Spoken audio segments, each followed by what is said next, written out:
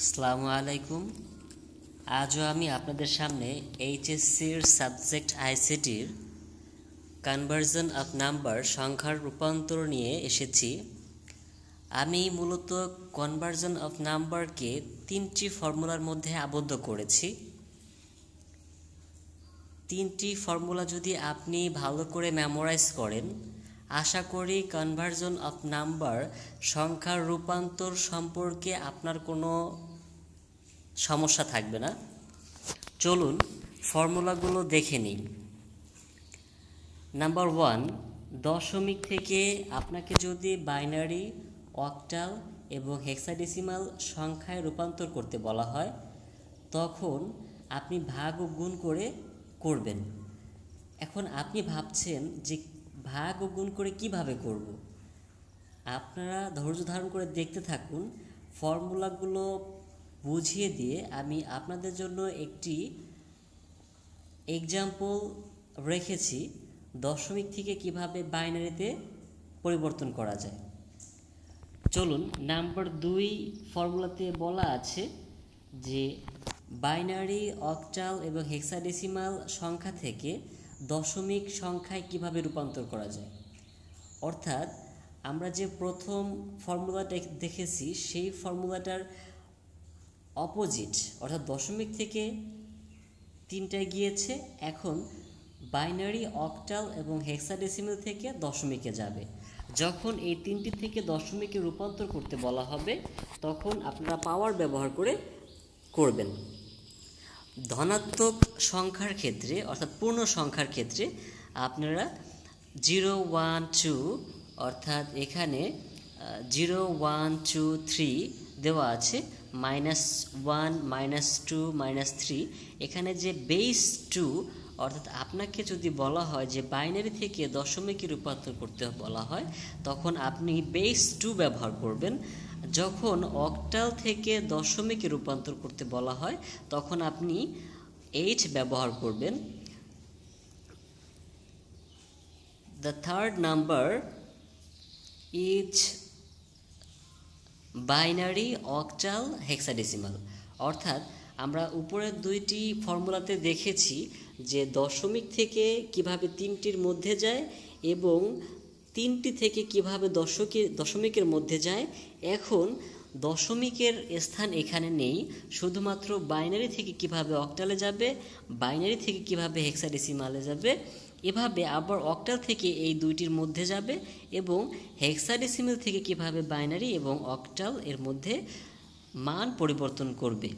যখন আপনাকে এরকম বাইনারি থেকে অক্টালে রূপান্তর করতে বলা হবে তখন আপনি কোড ব্যবহার করে করবেন। কোডটি হচ্ছে 1, 2, 4, 8। এখানে একটু লক্ষ্য করে আপনি দেখতে পারবেন যে 1 এর দ্বিগুণ হচ্ছে 2, 2 এর দ্বিগুণ হচ্ছে 4, 4 এর দ্বিগুণ হচ্ছে 8।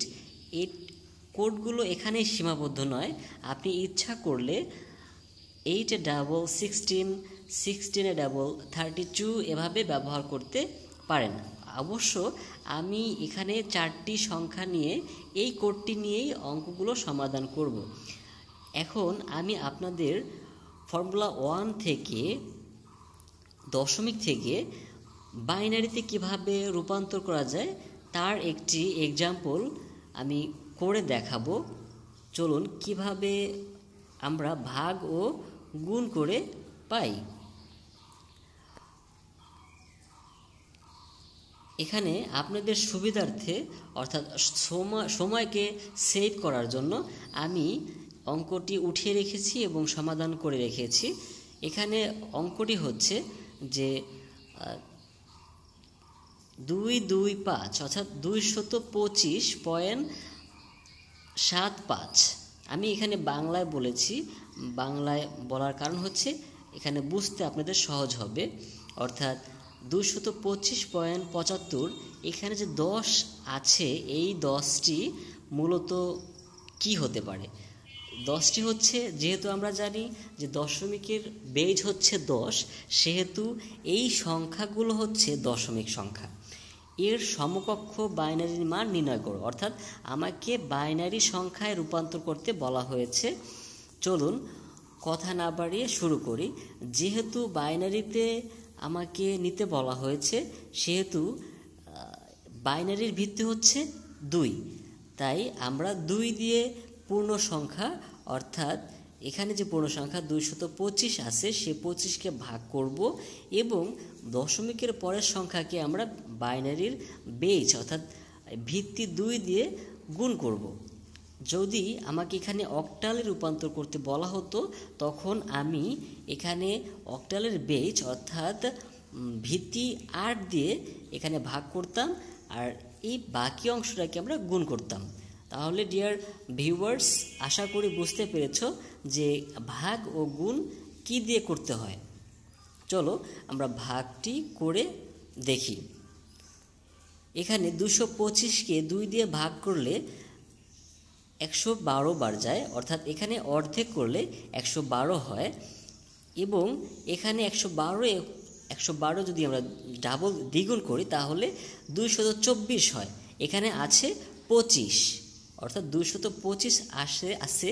এখন দেখুন যে এখানে 112 করেছি, যদি আর একবার করি তাহলে আমাদের বেশি হয়ে যাবে, অর্থাৎ ভাগের সময় বেশি নেওয়া যাবে না। আমরা এক ঘর নিচে রাখবো এবং অবশিষ্ট যে 1 থাকে সেটিকে আমরা ডান পাশে রাখবো, অর্থাৎ এখানে 112 225 আর অবশিষ্ট থাকে 1, এই 1টি আমরা ডান পাশে বসাবো।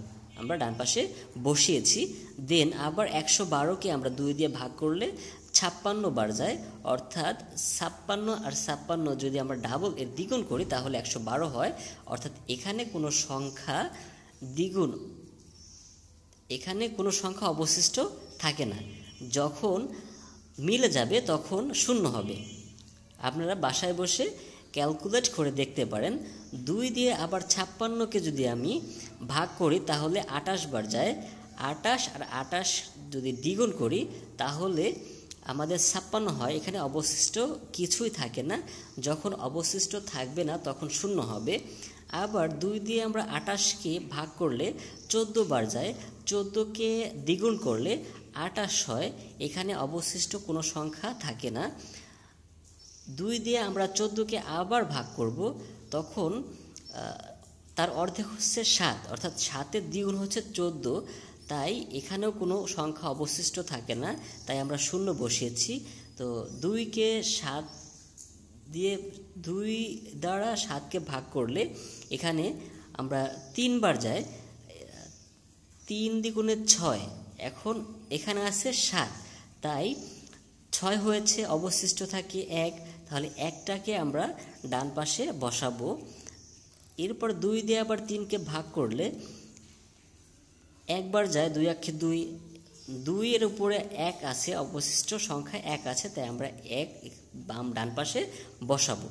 2 1-এর ভিতরে যায় না, এজন্য 0 বার দিব, 2 শূন্যের 0, আর এই যে 1 আছে এই 1টাকে আমরা এই ডান পাশে বসাবো। এখন কথা হচ্ছে যে আমরা তো অঙ্কটি করে শেষ করলাম, আমরা কি উপর থেকে সংখ্যাগুলো নিব নাকি নিচ থেকে সংখ্যাগুলো নিব? আমরা যখন ভাগ এবং গুণ করব, ভাগের সময় পূর্ণ সংখ্যার সময় উত্তরগুলো বা অ্যান্সারগুলো আমরা বটম টু টপ নিব, অর্থাৎ নিচ থেকে উপরে পর্যায়ক্রমে সংখ্যাগুলো নিব। এখানে যেমন 1 1 1 অর্থাৎ 0 0 0 1 আছে, এগুলো আমরা নিচ থেকে বসাবো। আমি বসিয়েছি, আপনারা প্রত্যেকটি অঙ্কে এভাবে বসাবেন। তো চলুন, পরবর্তী অংশ ছিল যে 0.75 অর্থাৎ 75। এই 75কে আমরা 2 দিয়ে গুণ করব। দেখুন যে 2 দিয়ে 5কে গুণ করলে হয় 5 দ্বিগুণে 10, 10-এর 0 হাতে থাকে আমার 1, 7 দিয়ে যদি 2কে গুণ করি 7 দ্বিগুণে 14 আর 1 15, 15-এর 5 আর 1। এখানে কথা হচ্ছে যে এখানে যেহেতু 2টি সংখ্যা, সেহেতু আমরা এখানে ভিতরে 2টি সংখ্যা রাখব এবং এই দশমিকের দশমিক এবং হাতের যে 1টা ছিল সেই 1টি আমরা এই বাম পাশে বসালাম। এরপরে 2 দিয়ে 50কে আবার গুণ করব, 2 দিয়ে 2 শূন্যের 0 আর 2 দিয়ে 5কে গুণ করলে হয় 5 দুগুণে 10, 10-এর শূন্য, হাতে থাকে আমার 1, সেই 1টি আমরা বাম পাশে বসালাম এই দশমিকের দশমিক, অর্থাৎ যতক্ষণ না পর্যন্ত শূন্য হবে ততক্ষণ পর্যন্ত এই প্রসেসটি কন্টিনিউ করতে হবে। আমাদের যেহেতু শূন্য এসে পড়েছে, অর্থাৎ আমি যদি এখানে 2 দিয়ে আবারও গুণ করি তাহলে শূন্যই আসবে, এভাবেই চলতে থাকবে। তাই আমাদের অঙ্কটি আর করার দরকার নেই, অর্থাৎ এই 1 আর 1 হচ্ছে আমাদের ফল। এখন কথা হচ্ছে যে আমি কিভাবে এই উত্তরটি বসাবো, অর্থাৎ উপর থেকে না নিচ থেকে। যখন ভাগ করব তখন নিচ থেকে উপরে যাবে, আর যখন গুণ করব তখন উপর থেকে নিচে আসবে। অর্থাৎ এখানে 1 1 অর্থাৎ 0.75 দশমিক 0.11 অর্থাৎ 1 ভিত্তি হচ্ছে 2, অর্থাৎ এই 225 এর মানের সমকক্ষ মান হচ্ছে 1110001। এটি হচ্ছে বাইনারির মান, এবং এখানে 0.111 হচ্ছে বাইনারির মান। তাহলে আমরা এটাকে একত্র করে উত্তর লিখতে পারি 225.75 অর্থাৎ ইকুয়াল 111 অর্থাৎ 111 4টা 0 1.11 অর্থাৎ আমাদের অঙ্কটি করা শেষ। আশা করি আপনারা বুঝতে পেরেছেন। যদি আমার ভিডিওটি ভালো লেগে থাকে তাহলে আপনার মূল্যবান কমেন্টটি করতে ভুলবেন না। আল্লাহ হাফেজ।